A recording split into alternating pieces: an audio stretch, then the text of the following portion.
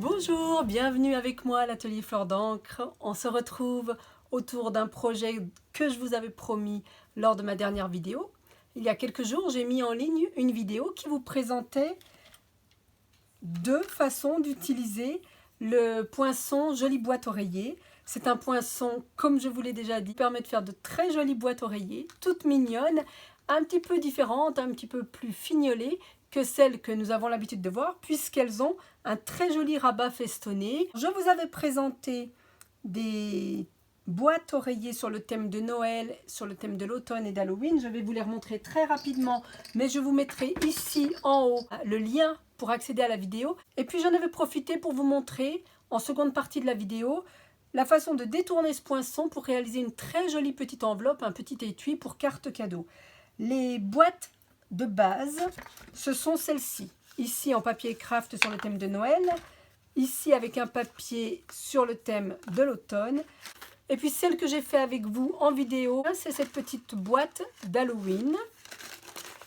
Et je vous ai montré ensuite comment faire un petit étui pour y glisser une carte cadeau, parce que justement ce poinçon a l'exacte dimension d'une carte cadeau.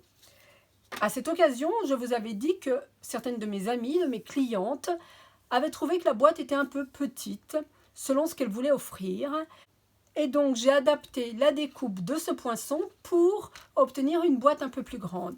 Alors elle permettra d'offrir des friandises, mais aussi d'autres petits objets. Je vous montrerai à la fin de cette vidéo ce que je peux y mettre. En tout cas, aujourd'hui, je vais vous présenter ce poinçon à nouveau avec une utilisation un petit peu détournée. Et puis pour faire ce petit étui cadeau, eh bien, je vais travailler aujourd'hui avec les papiers de la collection Autour des murs, papier qui est présenté dans le mini catalogue juillet à décembre, notre catalogue saisonnier d'hiver. La collection est tout simplement somptueuse. Je vous l'ai déjà présentée, je ne vais pas toute vous la remontrer aujourd'hui. Si vous ne la connaissez pas, si vous voulez mieux la découvrir, elle est dans la vidéo dont je vous mets le lien là-haut. C'était la vidéo sur laquelle je vous présentais les premiers produits pour lesquels j'ai craqué dans ce catalogue saisonnier. Il y a une collection donc de papier qui est magnifique, avec du foil, avec de l'or, très très belle, dans des teintes très chaudes. Donc nous allons travailler avec l'un de ces papiers, et puis je travaillerai aussi avec le tampon et le poinçon de l'oiseau de la même collection. Je vous rappelle, pour celles qui n'ont pas de matériel pour faire les découpes, qui n'ont pas de Stampin' Cut, de Big Shot, et bien dans ce lot, on vous propose aussi ici des découpes, des motifs, des cadres, des étiquettes déjà prédécoupées, faciles à utiliser, sans avoir beaucoup de matériel pour faire des cartes très très jolies. Donc, nous allons travailler avec ce lot. Et puis, j'associerai au papier que j'ai choisi un papier vélin chatoyant. C'est un papier qui est proposé, lui, dans le gros catalogue annuel. La collection des vélins chatoyants ici, j'utiliserai celui qui est dans la couleur papaye pâle. Et celui que je choisis d'utiliser pour cet étui cadeau, c'est celui-ci avec les feuillages de chêne, les glands, avec des teintes très chaudes. Les teintes dominantes sont cuvée de cassis et cidre à la cannelle, et puis du foil. Pour le projet que je vous propose aujourd'hui, vous aurez besoin d'un morceau de papier qui fait 18 cm de large par 15,5 de hauteur.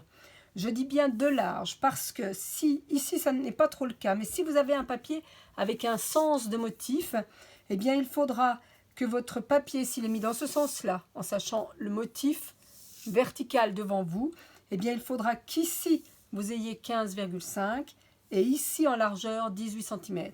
Je découpe tout de suite mon morceau de papier et je reviens vers vous. Voilà donc le papier qui sera nécessaire. Je découperai ensuite mon morceau de papier vélin. Je vais tout de suite vous montrer comment utiliser votre découpe et votre machine de découpe pour obtenir une boîte oreiller qui sera plutôt d'ailleurs une boîte traversin parce qu'elle sera plus longue que celle de base. Pour cela, il me faut mon poinçon ici que je vais placer à une des extrémités de mon papier. Alors, pour ceux et celles qui utilisent un papier avec un sens de motif, si vous voulez que votre boîte soit vraiment parfaite, eh bien, vous allez mettre votre papier à l'endroit avec le motif qui va vers le haut. Par contre, vous allez placer votre poinçon à l'envers et vous allez comprendre très vite pourquoi. C'est parce que le petit rabat ici festonné, lorsque vous allez mettre votre boîte face à vous, ce petit rabat va se replier de façon à ce que le bas du motif soit au bord du feston. Je ne peux pas vous montrer une boîte faite dans le bon sens, mais je peux vous en montrer une faite dans le mauvais et vous allez comprendre. La boîte que j'ai réalisée l'autre jour avec vous, eh bien j'ai pris un papier avec des petits fantômes et vous le voyez, j'ai placé très consciencieusement mon poinçon avec le feston vers le haut du motif, sauf qu'à présent, lorsque je referme ma boîte, eh bien à l'avant, tous mes petits fantômes ont la tête en bas. Alors sur ce genre de motif un peu rigolo, quelque chose pour les enfants, ça peut être rigolo, mais en règle générale, c'est quand même mieux d'avoir la face avant de la boîte dans le bon sens. Donc si vous avez un papier à motif avec un sens, eh bien n'oubliez pas que le bord festonné de votre rabat doit être au niveau du sol et non pas au niveau du ciel sur votre papier.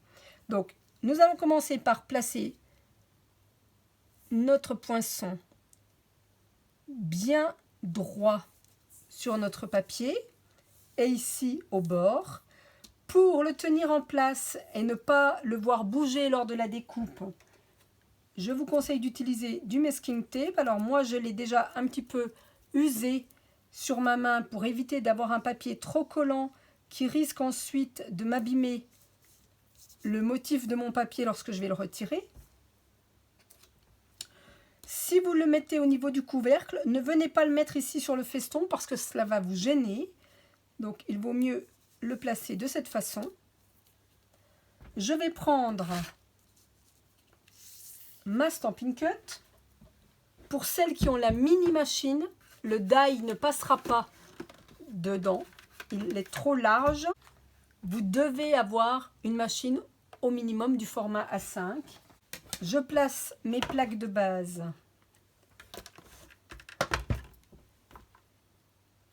à l'entrée de ma machine.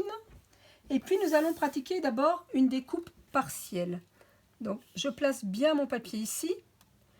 Comme il fait 15,5 de large, il tient très exactement sur notre plaque. Je vérifie que rien n'a bougé. Et avec ma deuxième plaque qui forme le sandwich, je viens la glisser de cette façon. Je vous ai déjà montré dans d'autres vidéos comment réaliser une découpe partielle. Eh bien ici encore, c'est une découpe partielle. Et ce qu'il va falloir faire, c'est découper une partie de la boîte. Et le repère, eh bien c'est au niveau de notre couvercle festonné ici. Vous avez le départ du couvercle. Un feston, deux festons, trois festons. Vous allez venir placer votre bord de plaque ici au troisième feston. En sachant que nos plaques sont très légèrement biseautées aux deux extrémités, il faut que la partie épaisse de la plaque vienne s'ajuster très exactement ici sur la limite de notre découpe voulue. Si vous avez un doute, si vous avez peur de vous tromper, si c'est la première fois que vous faites de la découpe partielle, essayez au préalable sur une feuille de papier brouillon, sur une feuille que vous n'avez pas peur de gâcher. Donc ici, c'est la limite de l'épaisseur de ma plaque et je l'arrête bien au bord du troisième feston.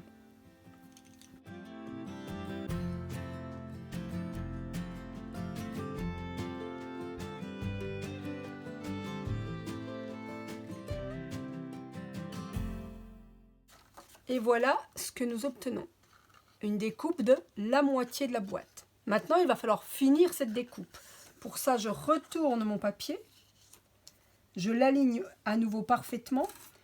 Et je reviens coller mon poinçon pour compléter la découpe ici. Ce qui me permet d'allonger ma boîte.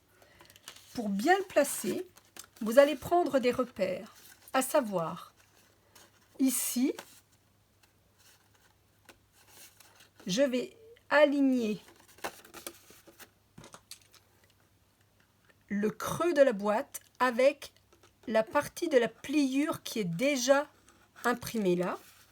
Et puis la même chose au niveau du couvercle. Vous avez déjà votre pli ici qui est marqué et ce pli correspond très exactement au petit creux ici du poinçon. Donc je le place correctement sur ma base. Je vérifie que tout s'aligne parfaitement et bien sûr que je ne déborde pas ici de mon papier. Et petite chose en plus, si votre découpe a été parfaitement stoppée à l'endroit du troisième feston, eh bien il faut que celui-ci de feston vienne se placer au même endroit. Par contre, si comme moi, vous avez quand même encore 2 ou 3 mm de découpe qui s'est amorcé ici, eh bien il faut que de ce côté, vous ayez à nouveau 2 ou 3 mm pour que la boîte soit vraiment jolie et régulière.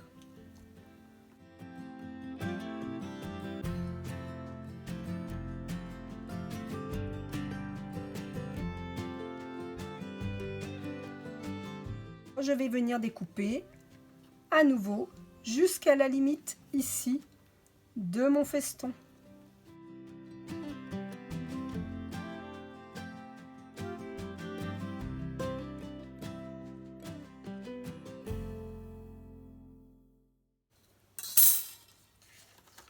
Et voilà. Alors, il se peut bien entendu qu'il y ait un petit peu de papier qui reste accroché à l'intersection des deux. Ça dépend un peu de la précision de notre découpe et puis aussi de la façon dont nos plaques vont venir appuyer sur le poinçon lorsqu'elles sont en fin de course sur cette partie biseautée. Et dans ce cas-là, il suffit de décrocher avec nos ciseaux de précision la petite pointe qui est restée marquée. Voilà ce que vous devez obtenir. Maintenant, je veux ajourer très légèrement ici mes festons à la façon de la boîte de Noël ici. Et pour avoir ce petit effet festonné et découpé, ajouré, eh bien j'utilise ce poinçon. Je viens le placer à quelques millimètres du bord de mon rabat. Je le centre et je passe dans la machine. Je ferai pareil pour le deuxième. Je mets tout ça en accéléré, on se retrouve tout de suite après.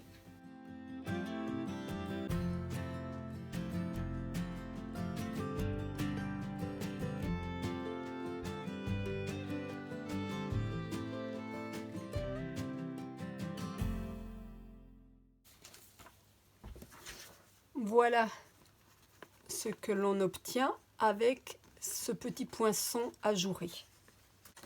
Et à présent, nous allons découper le papier vélin. Donc celui que j'ai choisi, c'est papaye pâle en vélin chatoyant. Papier vélin voulant dire papier avec de la transparence, chatoyant parce que, comme j'espère vous allez pouvoir le voir ici à la caméra, eh bien, il est entièrement givré. J'ai choisi pour ma part d'utiliser la version papaye pâle parce que je trouve qu'elle se marie très bien avec la couleur de mon papier ici. Vous allez pour cela avoir besoin de 2 morceaux de environ 8,5 cm de large par 4 cm de profondeur. Moi j'ai des chutes ici déjà, donc je vais les passer dans la machine. Cette fois je vais vraiment découper l'intégralité du couvercle dans toute sa largeur et puis nous retaillerons un petit peu en fonction de nos besoins. La seule précaution à prendre cette fois, c'est une fois que vous avez pris votre bande de papier bien droite, bien régulière, vous la placez plutôt au bord de votre plaque et vous allez venir placer votre poinçon en prenant garde à ce que ici la limite du rabat du couvercle soit plutôt à 1 mm à l'intérieur de votre papier et puis pareil de ce côté-là. Le but est simplement que vous ayez bien ici le même écart entre le petit décrochement et la bordure de papier que de ce côté-là. Je vais utiliser à nouveau mon scotch de masquage. Je passe dans la machine, je fais le deuxième et je reviens vers vous. Et je vais assembler ces morceaux-là tout de suite. Pour coller votre papier vélin, pas de souci, la colle Tombow fonctionne parfaitement bien. Par contre, je vous recommande de la passer avec une éponge sur votre papier. Et pour cela, il suffit d'utiliser un tapis silicone. Si vous n'avez rien qui ressemble à ça, sachez que sur le gros catalogue annuel, on vous propose un petit tapis de silicone. C'est idéal pour pouvoir mettre facilement de la colle parce qu'en plus, après, il se nettoie facilement. La colle n'adhère pas sur le silicone. J'utilise un morceau de nos éponges. Le seul pli que je vais marquer à l'avance, c'est vraiment celui-ci, celui du couvercle, pour me rendre compte de l'endroit auquel je vais placer mon papier vélin superposé.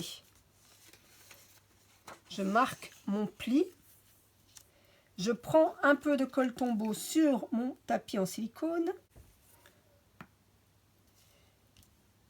Et puisque ce papier vélin va dépasser et que je ne veux pas qu'il y ait de la colle sur la bordure de mon feston qui va être à l'extérieur, eh bien je vais venir poser la colle avec mon éponge sur la partie du couvercle en papier design. Donc là, je prends soin de bien en mettre sur le bord du feston justement.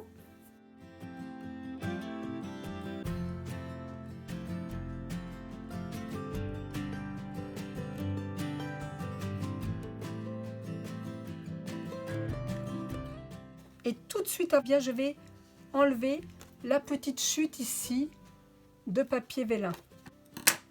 Voilà, je l'enlève en étant ici au milieu.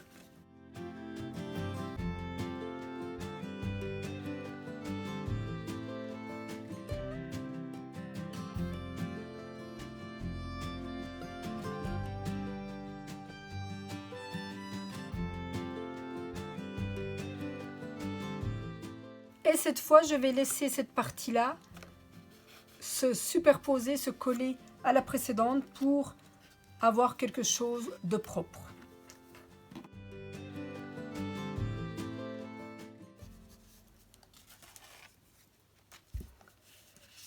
N'hésitez pas, c'est rare que je le dise, mais n'hésitez pas à être généreuse avec votre colle sur votre éponge, parce que bien sûr l'éponge absorbe déjà une quantité de ce que vous mettez, et puis parce que le papier vélin a vraiment cette particularité d'être un petit peu difficile à coller.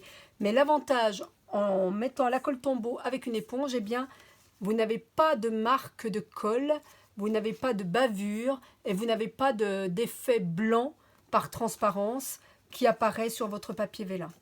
Je laverai ça très facilement, simplement en passant sous l'eau. Et puis maintenant, le montage est tout simple. Comme la boîte d'origine, je vais marquer les plis. Il faut le faire très soigneusement. Vous allez voir, le pli, selon le papier que vous utilisez, peut ne pas être très visible. Organisez-vous pour travailler avec une bonne luminosité pour que vos plis soient vraiment faits à l'endroit exact qui a été marqué par le poinçon.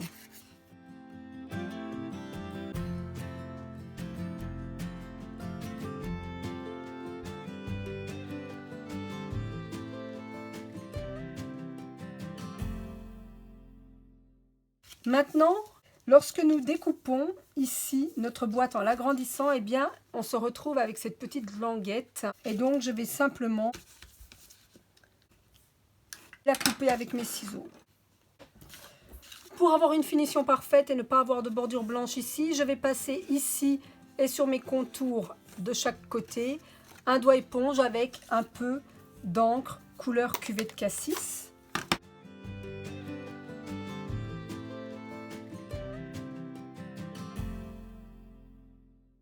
Comme je l'avais fait sur la version courte, pour avoir une boîte qui se bombe plus facilement, je passe très légèrement mon plioir en os sur les parties bombées de ma boîte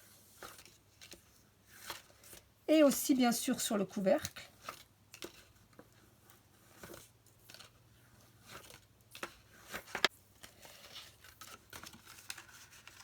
j'assemble les extrémités et pour que ma boîte soit très belle lorsque je la regarde de face, eh bien, je choisis de rabattre l'onglet d'assemblage qui est devant sur celui qui est derrière. Et ça me permettra de ne pas avoir l'aspect de la tranche du papier vu de face.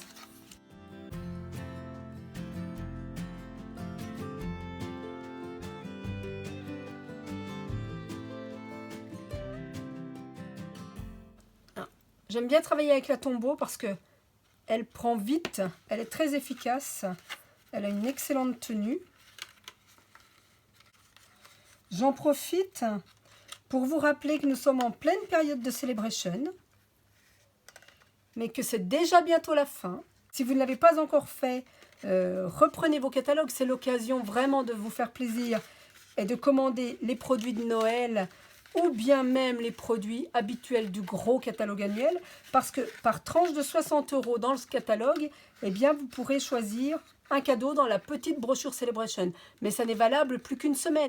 On est dans la dernière ligne droite, il faut vraiment vous précipiter pour en profiter. Si votre commande, vous la passez individuellement en ligne sur ma boutique et que votre commande est inférieure à 200 €, eh bien dans ce cas-là, n'oubliez pas d'utiliser le code hôtesse que je vous remettrai ici d'ailleurs sur la vidéo, mais vous ne l'utilisez que pour le mois de septembre puisque tous les mois, ce code hôtesse change.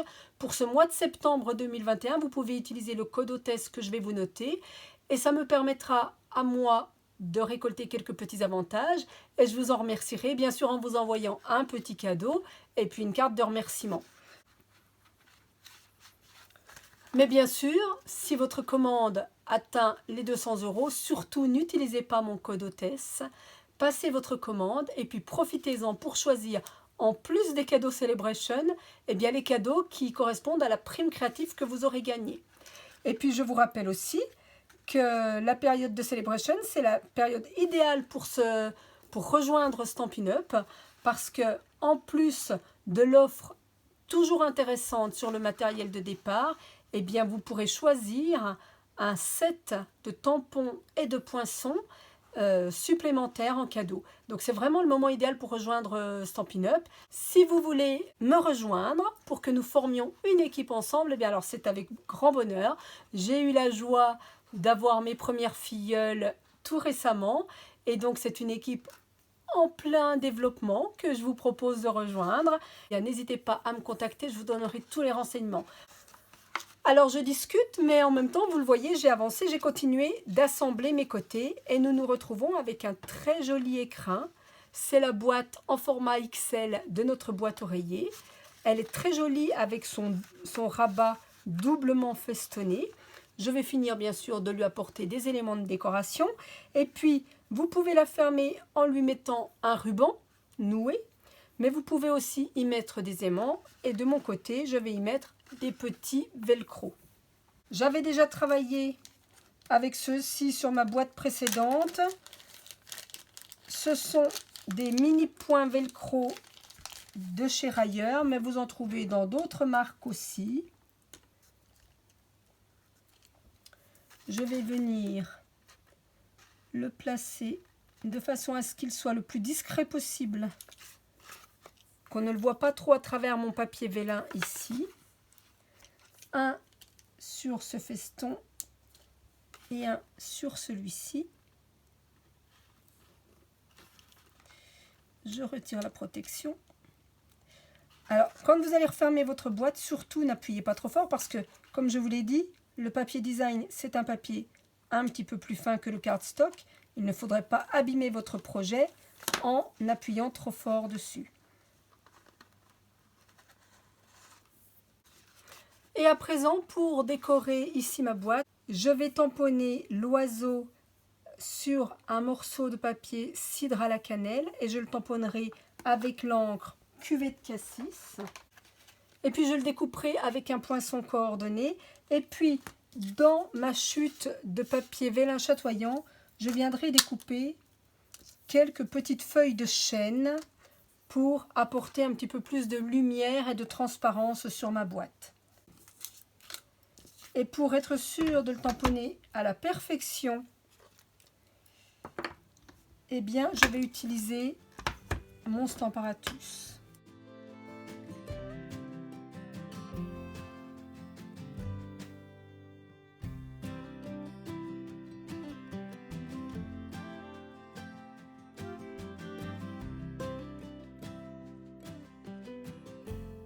Regardez, lorsque notre tampon n'est pas trop chargé en encre, la délicatesse, le détail et la finesse de cet oiseau. Il est magnifique, vraiment. Je vais le passer à la machine.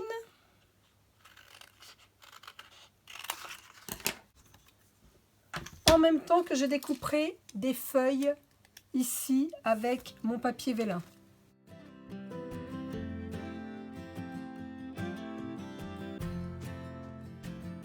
Cette fois, je vais préparer la décoration sur ma boîte.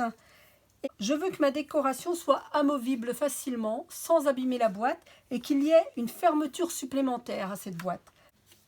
Et ma proposition, c'est d'utiliser une de nos feuilles métallisées or, de la perforer avec un petit cercle festonné. D'ailleurs, si je ne fais pas d'erreur, il me semble que celle-ci est toujours disponible dans le coin des bonnes affaires. Elle a quitté le catalogue, mais il me semble que vous pouvez encore la trouver dans le coin des bonnes affaires. Je vais découper donc un petit cercle festonné avec cette perforatrice. Sur ce cercle festonné que je viendrai placer ici, je vais coller mes petits éléments. Et j'apporterai une ficelle dorée qui pourra venir se coulisser ici autour de ma boîte. Je voudrais que mon petit rond festonné vienne se placer ici. Je regarde comment mes éléments vont se chevaucher et se superposer. Je commence à les placer avec une goutte de colle Tombow.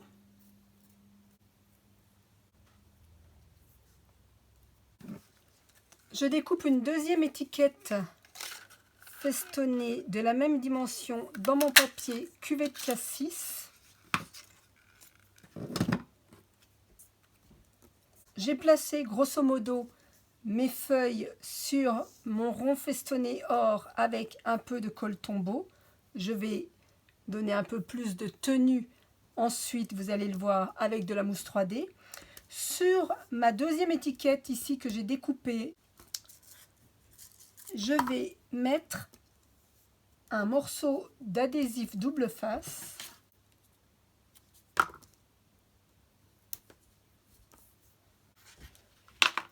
Je vais découper une longueur de ficelle dorée ici de Stampin' Up. Je dirais une quarantaine de centimètres. Et en m'aidant ici de mon papier qui fait 40 cm justement, de mon sous-main, je place ma rondelle de papier ici au centre et je répartis les deux côtés de ma ficelle sur mon étiquette ici. Pour que grosso modo, l'étiquette cuvette K6 soit au centre de mes 40 cm de ficelle. Je vais maintenant venir superposer avec une mousse 3D mon étiquette dorée. Ici, un Stampin' Dimensional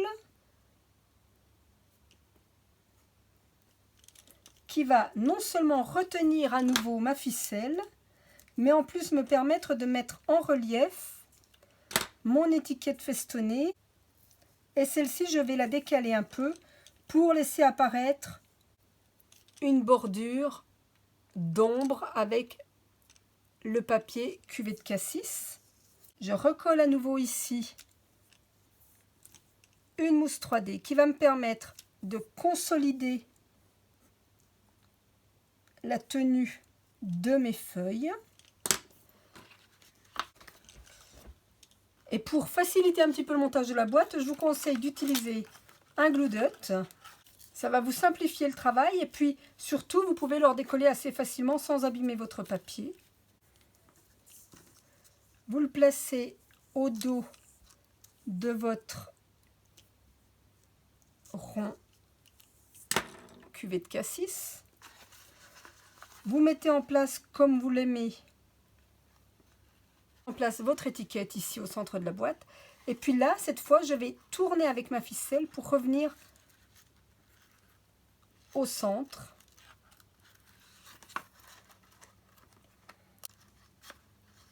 Et faire une petite boucle.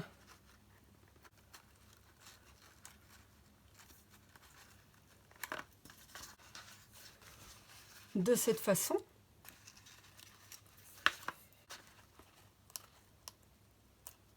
Je retire la protection de ma mousse 3D. Je fais passer ma boucle dessus pour la maintenir. Et je viens déposer mon oiseau auquel je donne un peu de relief aussi en pliant légèrement ses ailes sur ma mousse.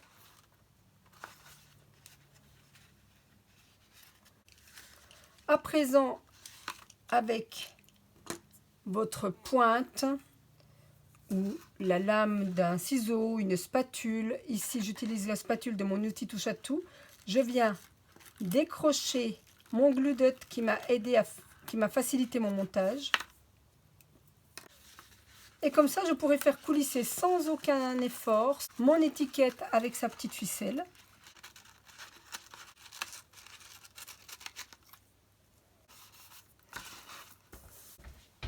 Et puis je vais vous montrer quand même ce que vous pouvez y mettre à l'intérieur. Je décroche délicatement mes petits velcro et je peux glisser à l'intérieur, pourquoi pas, un mascara. Ça tient sans aucun souci.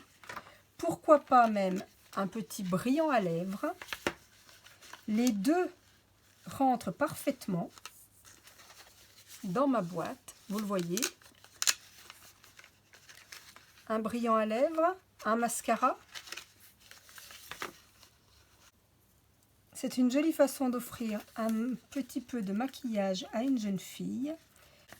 Et je reglisse à nouveau ma petite ficelle dorée ici autour de ma boîte, qui tient déjà parfaitement fermée avec les mini velcro.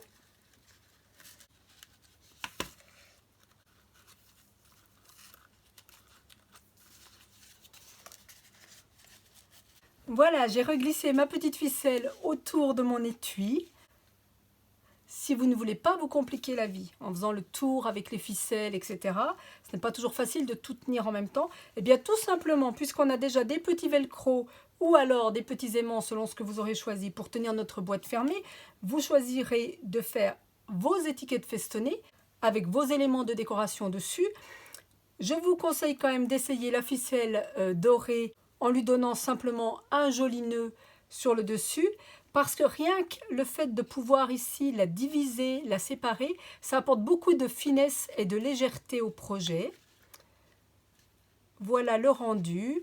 Alors moi j'aime énormément cet effet à la fois de brillance, mais à la fois de légèreté et de transparence avec le papier vélin chatoyant. Je vous montre la boîte sous toutes ses coutures. J'espère que ce projet vous aura plu, qu'il vous aura donné envie d'essayer cette façon d'utiliser le poinçon. En tout cas, moi, j'ai été ravie de vous présenter cette petite astuce qui vous permet de faire une boîte en format XL. Vous pourrez la décliner bien sûr avec toutes les collections de papier de Stampin' Up. Et elle vous permettra de faire des cadeaux un petit peu plus importants que le petit format. Et puis si vous aimez ce que je vous propose, si vous avez aimé ce projet, n'oubliez pas de me mettre un petit commentaire et des pouces en l'air. Je suis débutante encore sur YouTube et ça me fait énormément plaisir lorsque je vois qu'il y a des retours. Si vous souhaitez vous abonner à ma chaîne, à la fin de la vidéo, vous pourrez cliquer sur la pastille de l'atelier Fleur d'encre et vous pouvez même activer la petite cloche qui vous signalera à chaque fois les vidéos que je vous propose quand je les mets en ligne. Je vous remercie d'être passé par là. Je vous remercie de votre fidélité. Et puis je vous dis à bientôt. On se retrouve pour un prochain projet très rapidement. Merci, bonne journée, à bientôt.